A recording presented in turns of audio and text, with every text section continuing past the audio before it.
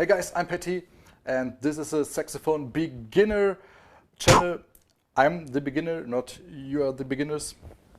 And what's better for a beginner than an app? I found this one. It's very useful and helpful. It's called All-in-One Saxophone. If we go into the app, you can see key charts.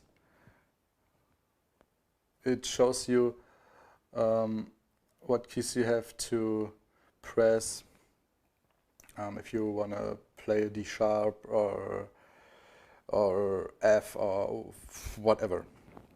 Okay, the next thing is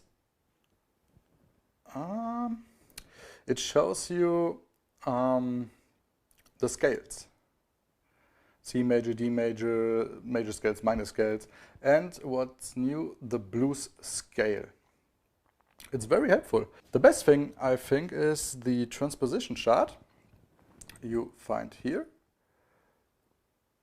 And here the app transpose the key for you.